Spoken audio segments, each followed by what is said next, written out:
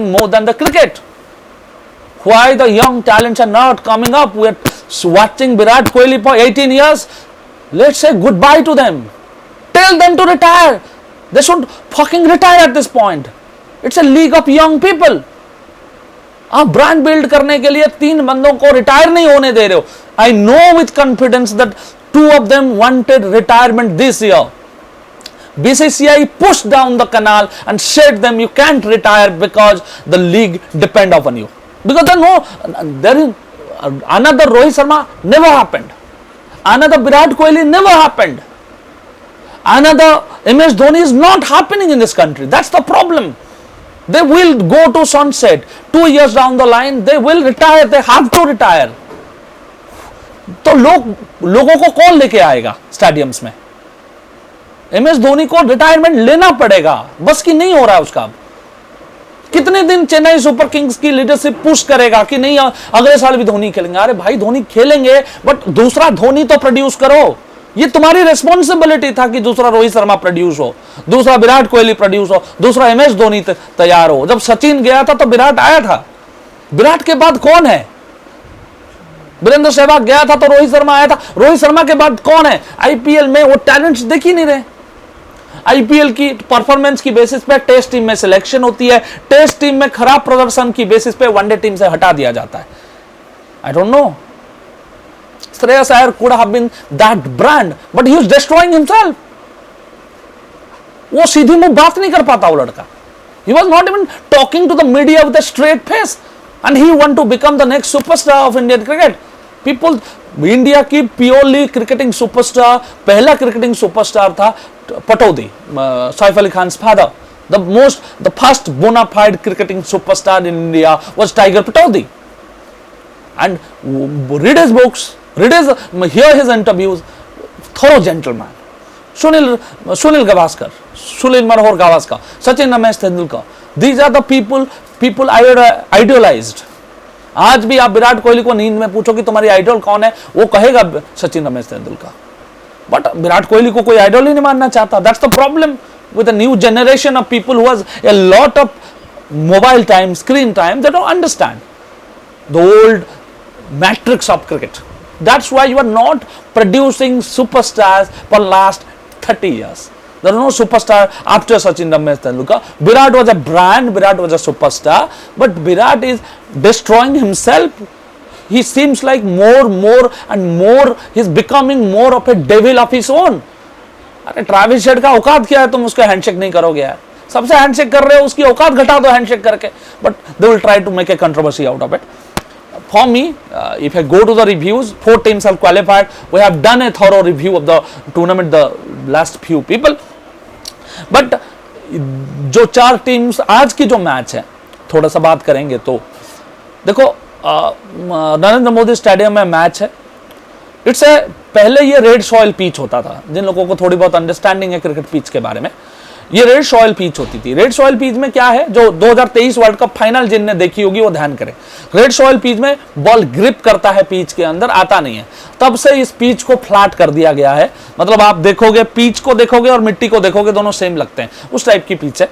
So it's a high scoring match और RCB को एक ही तरीके से हराई जा सकती है. पहले बैटिंग करो और 240-250 मारो.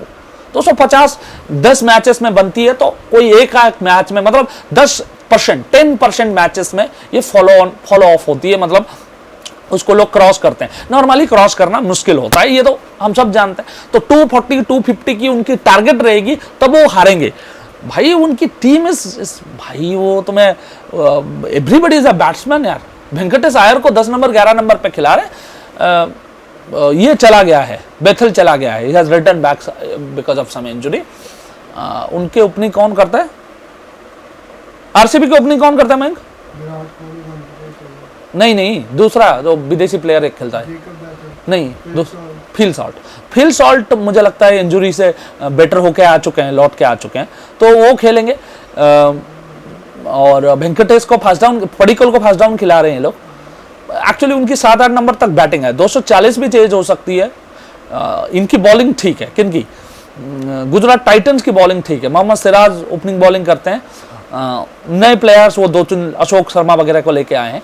गुड बॉलिंग लाइनअप, वाशिंगटन सुंदर है, बट जीटी की बैटिंग जो है वो प्रिडोमिनेंटली 3 प्लेयर पे डिपेंड करता है, साई सुदर्शन, अपने सुमन गिल और जॉस बटलर।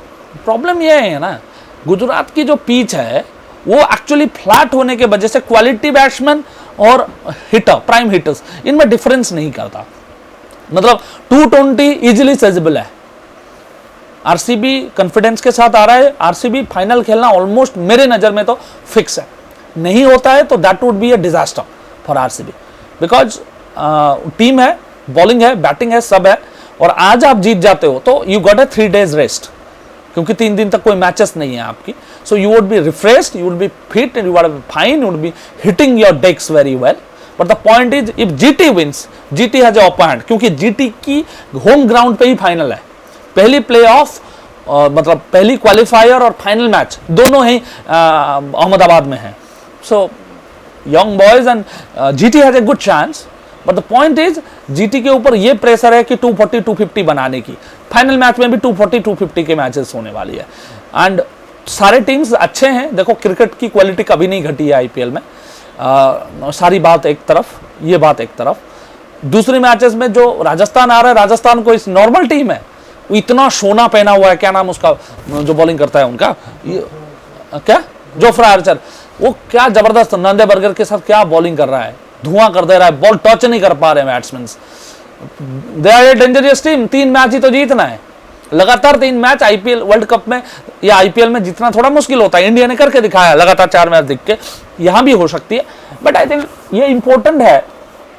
इस तरीके की बड़े मैचेस में क्या होता है ना, जो अपने नॉर्म को होल्ड कर ले, जो प्रेशर को देखते हुए प्रेशर में ना आए, वो सक्सेस होते हैं। जो मेंटली स्ट्रांग होता है इस तरीके की मैचेस में, वो ज्यादा सक्सेसफुल होता है। तो it's a game of mental toughness, it's a game of who is ahead in mind, वो ज्यादा more responsible हो जाता है।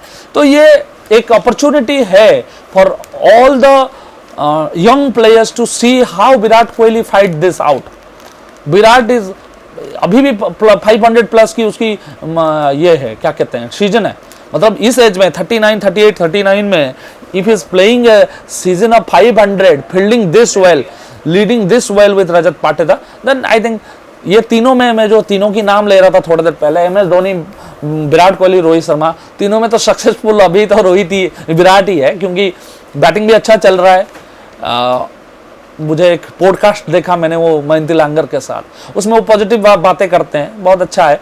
But I think Virat Kohli, मुझे ऐसा लगता है मोरे जितना भी वक्त कर ले, he is a emotional person. वो यंग बच्चा जो अपने बाप को खो दिया था रणजी ट्रॉफी के पहले और फिर भी मैच खेला था, ही हैज, वो वहीं खड़ा है आज भी। मतलब वो जो गुस्सा करता है, वो जो लोगों के गाली देने पे उतार आता है, I think it's a mental being of who Virat Kohli is. Virat Kohli आज भी वही दिल्ली का लड़का है, आज बदला नहीं है, नॉट चेंज्ड ए आउंस। जब इंडियन टीम को लीड कर रहा था अग्रेशन के साथ करता है, अब थोड़ा अंग्रेजी बोलना आ गया है, बॉलीवुड वाइफ है उसकी, but I think he is remain that quintessential Delhi cricketer जिसकी हर बात में मार बहन की गाली आती है। He has remain that, he laugh like there is no tomorrow. He is embodiment of the young India. Fearless है, किसी से डरता नहीं है, ये नहीं सोचता कि how will someone judge me. इतने सब कुछ के बाद भी I think there is no better cricketer I've seen in last 10 years who is reinventing himself every year. Every single year I saw a different Virat Kohli. Every single year Virat Kohli comes with energy, comes with everything, and इसलिए मुझे लगता है ना, जैसे धोनी 45 तक खेल पाया, because Dhoni is the polar opposite of Virat Kohli. मतलब जैसा विराट कोहली है, धोनी उसकी बिल्कुल ऑपोजिट है। कोई इमोशन नहीं दिखाता, किसी पे गुस्सा नहीं करता, कभी अग्रेशन नहीं दिखाता लोगों को, and he is this is a man who always aggressive, always try to fight it out on the field, and there is MS Dhoni who don't care about all this.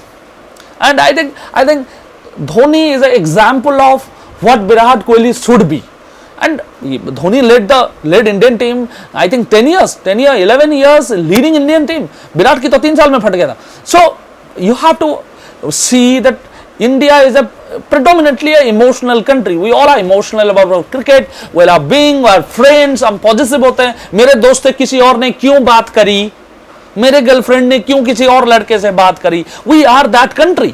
तो I think वहां पे एक धोनी जैसी character चाहिए था जो विराट कोहली को समेट के रख सके, और वो जो क्रिकेटर बना उसके में बहुत बड़ा एक रोल जो है MS धोनी का है. क्योंकि आपको जब आग होता है, आग बुझाने के लिए पानी चाहिए. गर्म पानी में आइस डालोगे तो ही ठंडा होगा. सो MS Dhoni is example of, वो चीकू बुलाते हैं, और विराट कोहली ने खुद अपनी इंटरव्यूज में बोला है जब उसकी कप्तानी चली गई, पहला आदमी किसी ने कॉल किया था तो वो धोनी ने किया था. धोनी ऐसे नॉर्मली किसी को कॉल नहीं करते, फोन नहीं उठाते, उनके पास फोन कभी होता ही नहीं है, ये मैंने सुना है. वो खुद कहते हैं, उनकी वाइफ भी कहती है. But I think it's a, वो उसको रीच आउट करता है, फोन करता है, तो एक अफेक्शन है, उसको पता है. एंड रोहित शर्मा अपनी पूरी जिंदगी MS धोनी बनने की कोशिश में ही चला गया, and they become the best cricketers they could be. इसमें कोई डाउट नहीं है. रोहित शर्मा की जो टैलेंट था उससे ज्यादा ईश्वर ने, भगवान ने उनको दिया.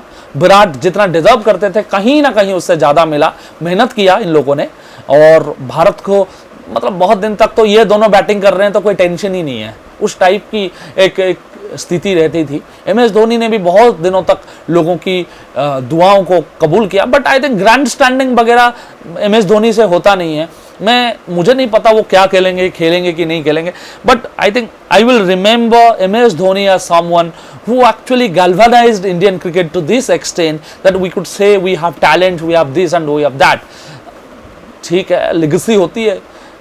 हर कोई जो आज प्रेसिडेंट है वो कल प्रेसिडेंट की पद से हट जाएगा तो एक्स प्रेसिडेंट बन जाएगा. जो आज चेयरमैन है कल वो चेयरमैन की पद से हट जाएगा तो एक्स चेयरमैन बन जाएगा. यही जीवन है, यही रूल है, इसी तरीके से जिंदगी जीना होता है. कभी तुम्हारा कुछ था ही नहीं, तुम जब आए थे खाली हाथ आए थे, और जिस दिन तुम चले जाओगे तो खाली हाथ ही चले जाओगे. To expect that you will remain the captain forever, you will remain the IPL winner every year. देखो ना क्या हालत है. 5 IPL जीता हुआ मुंबई इंडियंस 9 नंबर पे है, 5 बार IPL जीता हुआ चेन्नई